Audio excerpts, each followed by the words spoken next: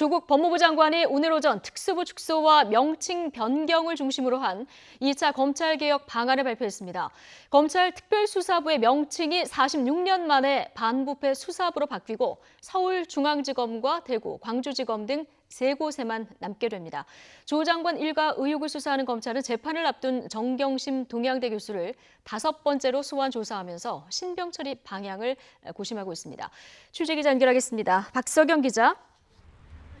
네, 서울중앙지검입니다. 예, 1차 검찰개혁 방안이 발표된 지 엿새 만인데요. 조금 더 구체적인 방안이 나온 겁니까? 네, 조 장관은 오늘 오전 정부 과천청사에서 2차 검찰개혁 방안을 발표했는데요. 예상했던 대로 특수부 축소와 명칭 변경을 중심으로 한 내용이 핵심입니다. 먼저 조 장관의 말부터 직접 들어보시죠. 검경 수사권 조정 입법을 위해서 할 수 있는 모든 일을 다하겠습니다. 저는 검찰개혁의 도약대가 되겠습니다. 이번만큼은 저를 딛고 검찰개혁이 확실히 성공할 수 있도록 국민들께서 끝까지 지켜봐 주시길 바랍니다. 네, 발표에서 조 장관은 46년 동안 이어져 온 특별수사부의 명칭을 반부패 수사부로 바꾼다고 했습니다. 또 반부패 수사부는 서울중앙지검과 대구, 광주지검 3곳에만 두기로 했습니다. 나머지 수원, 인천, 부산, 대전지검 특수부는 형사부로 전환해 형사부를 강화하겠다고 했습니다. 반부패부의 업무는 검사장 지정 사건이 아닌 공무원 직무 관련 범죄와 중요기업 범죄 수사 등으로 구체화합니다. 사무기구 개편은 내일 국무회의 의결 직후 시행할 예정이지만 현재 수사 중인 사건에 대해서는 개정된 규정을 적용하지 않는다고 설명했습니다. 또 인권보호 수사규칙을 제정해 장시간 조사나 심야 조사를 제한하고 부당한 별건 수사 금지, 출석 조사 최소화 등을 추진하기로 했습니다. 공개 소환 전면 폐지와 전문 공보관 제도 도입 등 대검찰청 의견을 반영해 피의 사실 공표 금지 방안을 이번 달 안에 확정하겠다고 했습니다. 이와 함께 법무부 감찰 규정도 검찰 공무원 비위 발생 시 보고 의무를 신설하고 1차 감찰 사유를 확대하는 내용으로 이번 달 안에 완성하겠다고 했습니다.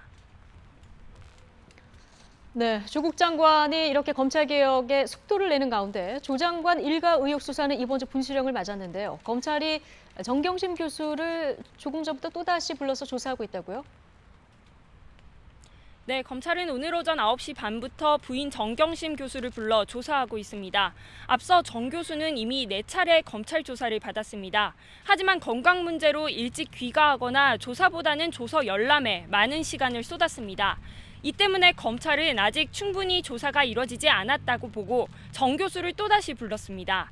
추가 조사 이후 검찰은 정 교수에 대한 구속영장 청구 여부 등 신병 처리 방향을 정할 방침입니다.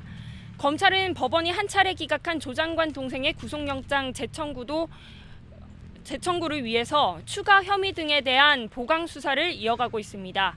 이번 주 금요일부터는 조 장관 일가 의혹에 대한 첫 재판 절차도 시작됩니다.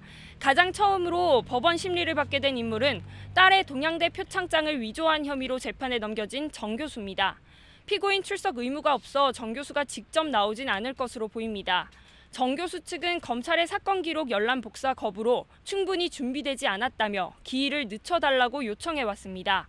아직 날짜가 바뀌지는 않았는데 재판부가 정 교수 측 요청을 받아들이면 연기될 수도 있습니다.